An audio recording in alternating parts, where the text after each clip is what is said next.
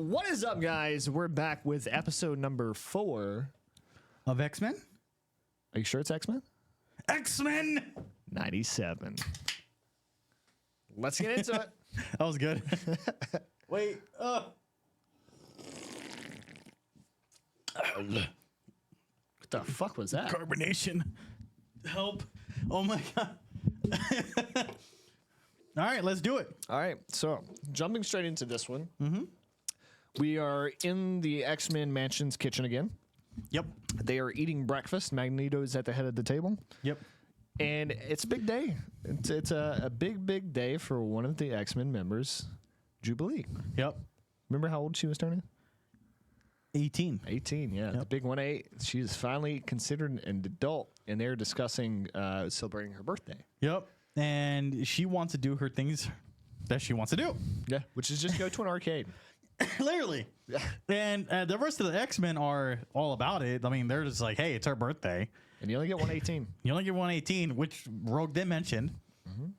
But Magneto's not happy. No. He's like the professor of magnetism or whatever, right? Shall now go to our arcade. Yeah. No, it was more along the lines. Do you expect the master of magnetism to be seen in an arcade? Yeah. Like a lowly place such as an arcade? Yeah. Which, hey, he could have got all the coins for free. I mean, you know, he could have got the games for free. It would. I mean, I would imagine he has the ultimate cheat code with these games. Yeah. Yeah. So it goes into that. Jubilee gets upset, runs up back to her room where, hey, there's Roberto Yep. sitting on their bed. Yeah. They're getting really close. Yeah.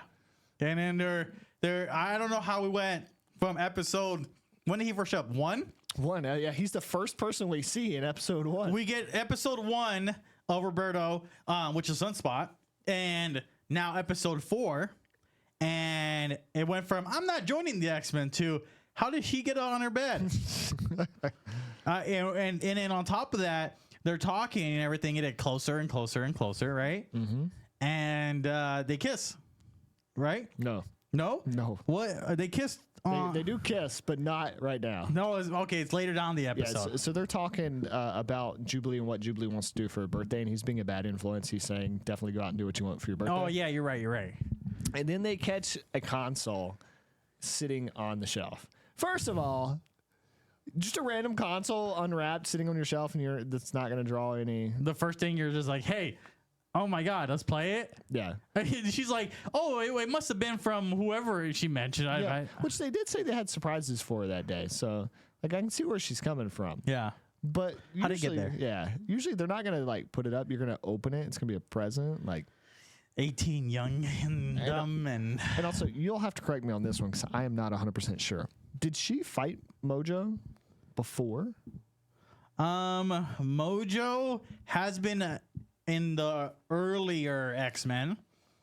He was they were she has, because they all fought him in already once. Yeah, so when you look at the console and it's named Motendo, yeah, like there's so many red flags popping up here. 18 being young and dumb, dude. Just saying, so many red flags, so many poor choices. And she's like, hey, let's play it. Now, this is one of my favorite episodes so far, because we get I'm not a Jubilee fan. Yeah. But we get the aesthetics of the original X-Men video games. So as you guys can, they get on the game, they're trying to play it, and then all these damn cords come out from the damn Motendo, right? Yep. Shout out Nintendo. And they get wrapped up, and then they just get plugged in. Yeah. I know you like this episode. I wasn't very big on this one. Yeah. I really wasn't. I think I enjoyed the second. I enjoyed Storm's story more than Jubilee's. Jubilee it seemed like, and it's probably going to be popular with the younger demographic. It's very much a coming of age story, which I've been there. I've done that in real life. I don't care. See, the reason I like this is just the aesthetics. Yeah. So we're going into the video games, right? She doesn't. She ends up back in her bed. They both wake up, her and Sunspot, and they're like, "What happened?" Yep. And I think he goes, how much did I drink? And then you're like hungover. I'm like, first of all, what the hell? All right, how old are you, dude? Yeah. Second of all, just randomly, it's like, oh, what happened to the Nintendo? Because it's just gone. It's not there anymore. And then they're trying to realize what's like something's going on outside. And there's a bit, they get transported outside. I think there's a big sentinel, right? Yep. And she's like, and they're in downtown in the city. And he's like, oh, how did we get to downtown so quickly? Yeah. And it's like, you just got out of your bedroom and now you see downtown. There has to be something fishy. And you don't remember how you got there? Come on. So I going into the whole, it turns out that, what's the name? Mojo, it has him in his game. And we see a very skinny Mojo. Yeah. Very, very skinny. Looks like, he hasn't eaten in years. And it reminded me of what he's selling? Chocolates. But he's very skinny and he feeds off ratings. And his ratings have been low since he's been defeated by the X-Men already once. Yep. And she doesn't, as you can tell during the show, she's not like, who's Mojo? Like, she's already fought Mojo. Yeah, she already knows. And so they go and like, oh, you're in a video game. This is your Mojo's trying to explain to her, like, this is what you want. This is the life you want. This is the games. Yeah, he was more like the ratings for TV shows have been down bad. Yep. Like, they've already played that story out. And he's like, so we're gonna dive into a new audience, a younger demographic. Yep. Video games. Yep. And then she's the titular character in this video. Yeah, and he's like, you are the main character. You live your life however you want. This is your game. This is your world. And she's kind of convinced. I'm like, I like it here. Yep. I can do whatever I want. And so we see a side where they defeat the Sentinels, right? This is level 1. She's very much babysitting Sunspot at the moment. Yep. And level 2 is the little jungle area where it's like that big bridge. So we missed something. Let's not skip over at the end of level 1. They go into the phone booth. It's a phone booth. They see a character outside the phone booth, which she tries to get to and talk to. But before she can get to talk to that character, she gets teleported to the jungle. Right, and we'll find out later. Yep. Right? So she gets teleported to the jungle, and I really like how when you go back into the whole arena of Mojo, it shows you the rise of Jubilee X-Men, and it says press start level 2. Like the whole like aesthetic feel of when you originally launched the X-Men video game was the same font style. Yep. Exact same font style. And like we played those games. Yeah. We grew up with those kind of graphics and games. Kids nowadays aren't going to appreciate it the same way we did. Yeah. Again, it goes back to this episode or this not just episode series meant for our generation. So first console, just to go off topic here. First console ever? Console, yeah. SNS. SNES. Okay. Yeah. Good one. I think mine was the first one I ever played that I played would be the Nintendo 64. Okay. First one I ever owned myself happened to be my stepdad's at the time was a PS1. Yeah, mine's is it SNCS? No, it's SNES. What? Yep. Okay. So it's the Super Nintendo. Yep, the Super Nintendo, and I grew up playing Baby Looney Tunes. Or is it Super Nintendo? No, NES. You had the NES was SNES. Yeah, NES was Nintendo's entertainment system. Yep. And then SNES was Super Nintendo Entertainment System. Yep. So I have I had the original. No, I did find my dad's original Atari. Okay. So it still has his name on it, which is kind of funny. But I do have an original Atari sitting in my place. Nice. Enough being off topic. Let's get back into it. So we get distracted by video games, guys. Don't mind us. Going into the episode, she finds out that this is where Mojo is telling her, like, you are in a video game. This is what you want to do. This is your life, whatever, right? And Sunspot's really like, is getting babysat right now, but at the same time, it's kind of, hey, this is just a video game, like. So there's people that are trying to attack her, which again, it goes back. Friends of Humanity is trying to attack her. Yep. These people are everywhere. Yeah. And it was easy to defeat those people. Plot armor. Yeah. They definitely can't. They're stormtroopers. They can't shoot straight. Yeah, they cannot shoot straight with their Mega Man blasters, dude. But yeah, she defeats those people. But at the same time, she's trying to get out of the bridge. And there's a force field that just stops her. Yep. And she can't exit out. But you see on the other side of that force field, it's the same character that we see on the first level 1. Very, very cyberpunky too. Yep. In the apparel and the get up, which is kind of interesting. Yep. Did not fit with the game aesthetic. No. it didn't, and it just felt very off, right? Yeah. Now, level 3, which was which one? Which one was level 3? No, I think so. In level 2, the character who we learn is older Jubilee. Yep.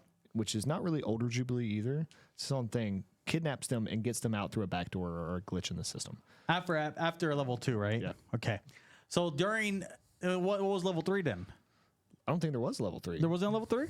It was just level 1, 2. Yeah. So then when she kidnaps him and she's telling him, we cut off there, right? Yep. And then we go back to, I think it's the bar of Forge and Storm, right? Yep. And Forge is promising her a way how to get her powers back.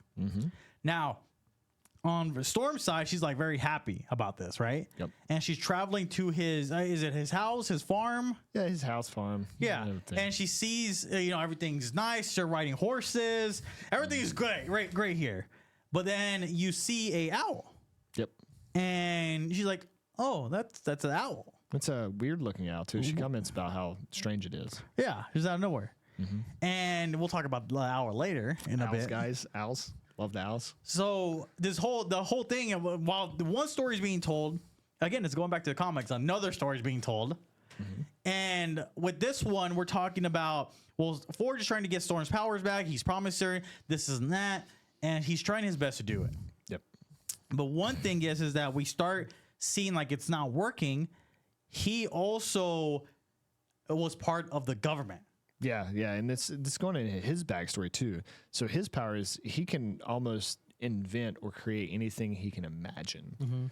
I don't think they talk about the limitations of his ability. There has to be some kind of limitation that they don't go into, otherwise Storm would have her powers back. Yeah. So there has to be some kind of limitation. I think he also mentions and confirms that what stole Storm's powers was a radiation. So there might not be a way back. Yeah. I don't know how. I don't know what's gonna happen, but he's willing to try, and he's developing all these tools. And then it wasn't the point of him trying. Yep. It was and him not being part of the government. It was the point for Storm was that it was the point that he didn't tell Storm that what he used to do. Yep. And the big reason why she's absolutely just pissed is because we find out that the colors that the government developed for the mutants was developed by... Not developed by him. They were created by Forge. No, they weren't. Who were they created by? They were originally designed by Forge. He made the very schematics, like the first examples. Yep. It was created by Trask. Well, I thought Forge developed that.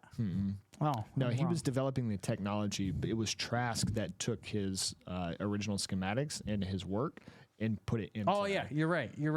Yeah. But so essentially, he is still responsible for it being made. Yeah, and that's why she's pissed. Yeah, because he's essentially using her as the saving his soul and saving his himself, and that's why she's pissed. She's like, you don't care about me. You only care about saving yourself, and that's what he's using her for. And if you guys pay attention to his house in a frame. When we're talking about his backstory, him being part of the government and the army or whatever, did you notice his X-Men suit? I didn't. You didn't? Completely honest, no. Oh, really? So okay. So when you're looking through the house, right, and they're going through the flashbacks of his house having being in the army, all this other stuff. There's his suit with the red bandana. Yeah. Yellow X-Men suit. So he was part of the X-Men's, one of the original X-Men. Yep, which we know this too because he mentions Charles. He worked directly with Charles.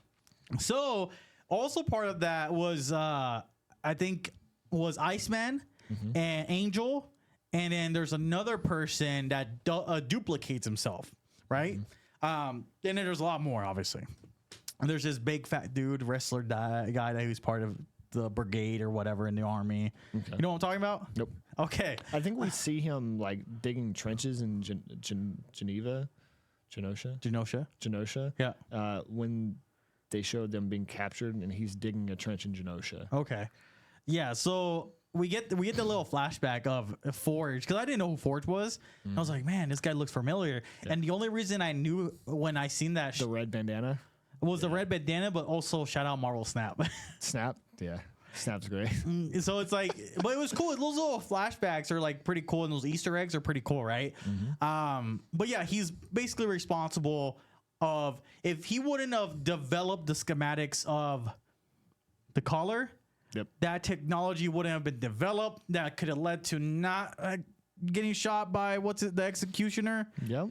A lot of things wouldn't happen, but also a lot of other things can happen. It's like the butterfly effect. Like, cool. Well, humans have the collars to try to keep mutants responsible and accountable. Yep. So if mutants and like Magneto didn't have the collars to contend with, or their weapons, what kind of rampage would have Magneto have gone on? Yep. Originally. It's like a balancing effect. Like, things have to happen. Yeah. And again, you know, she's upset, obviously, but like, can you really blame someone? No. Can't, you know, he's telling her the truth. He's telling her she loves him. He's telling her all this other stuff. Like, you are not the reason for me to save my soul. I'm not doing this to save me. I'm doing it to save you. But that's why she doesn't believe him, because he lied. He didn't really lie either. He just didn't want to tell anyone. Yeah. So, I mean, and it's back to that he was being honest and being truthful, and he just didn't do it at the right time. He should have been upfront about it at the beginning, and she probably wouldn't have perceived him the same way that she perceives him now. Yeah. Hey, what can you do? Learn your lessons from shows in real life, and don't lie to people, and be upfront and honest, people. Exactly. So we're going to transition back into Jubilee story. Yep. Sweet. We got to finish this up. We got to finish this one up. And now we're at level 2.5, I would call it, because it's a glitch in the system. We haven't hit level 3. It's the final boss battle. It's the final boss battle, which 1 and 2, guys, this is not video games take longer than that. Yeah. You don't just complete level 1 and 2 and fight the boss right after that. Like, it was honestly, in my opinion, an underwhelming boss fight too. Yeah. We find out that it's Jubilee, obviously, which is older Jubilee. I'm gonna say it's also a different dimension. Well, so what it was is he did beta test for the video game, and he had all these Jubilee characters. Yep. She was the only Jubilee character to be left from however many beta alpha tests he had. And the reason she is left is she is basically an invasive program, like a glitch in the system, think Matrix. She is Neo from the Matrix. Yep. And it's like, oh, she takes her helmet off. She's like, Jubilee, it's me. And she's like, we have to be, you know, she's telling her how she got into the system, what's going on. We have to beat Mojo. Mojo's now fat again because of all these ratings. And now we finally get the boss battle, right? And they're fighting. Again, Sunspot's not doing anything, being babysat still. Yep. And the cool things I liked is that when they're fighting, Jubilee's fighting in and everything against Mojo. If you get the hints of Naruto and Sasuke, and I want to show us this, the video here, you have Jubilee one side, other Jubilee the other side, and then they put together a big circle sphere thing. Super combo. Shout out Marvel vs. Capcom again. But again, when you going back to anime, Naruto, he does the Shadow Jutsu, gets a Rasengan, gets a bigger Rasengan, and he does a Rasengan Shuriken. So it's like, shout out to Naruto again. That was also a good part. That's why I really love this episode, because we're talking about old school anime. We're talking about old school video games. It had everything I liked. Yeah. It's going back to, I think this is probably the best. I don't know. When does Arcane come out? Does Arcane come out this year? I don't know. I think Arcane might be the only thing this year coming out that may be able to rival 97 if we're talking animation. Because Spider-Man, Spectacular Spider-Man. Oh, you just hurt a lot of people's souls. I'm sorry, I'm not a big Spider-Man guy. Oh, I like Spider-Man. No. Yeah, we can have a whole discussion on Spider-Man. Yeah, itself. we'll talk. We're doing more episodes of Spider-Man. Trust. But yeah, so they finally defeat him. But shout out to Sunspot actually using his powers for once. Yeah, because he realized, I think, he was in a video game and this wasn't going to get back to his mom. Yep. Because he worries about what his mom thinks about him. Again, I don't know, but we finally see him use the power. And again, Sunspot's actually pretty powerful. Yep. He just doesn't know how to use it or doesn't want to use it yet. I think what we've gotten so far is he just doesn't want to. Yep.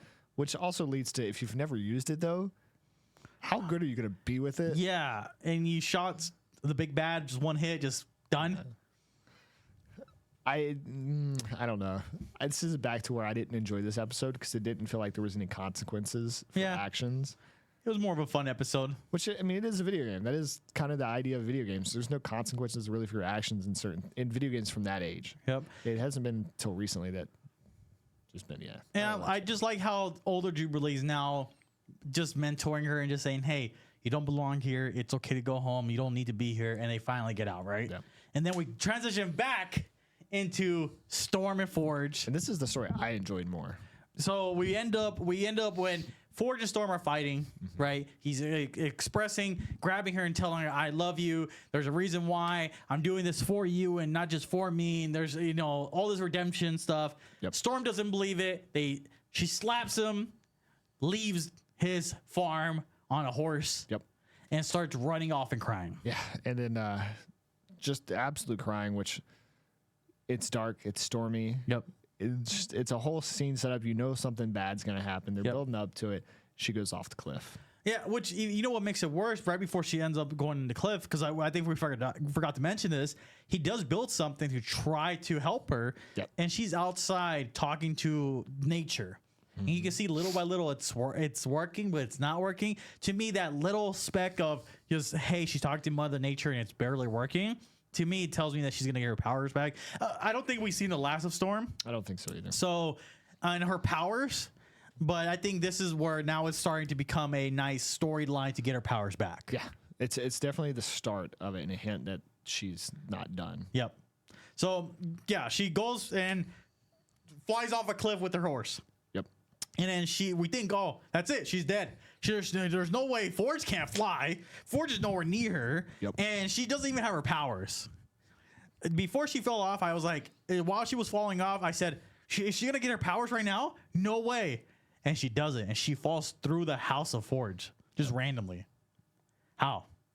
I think it's the next person we have to introduce that we see.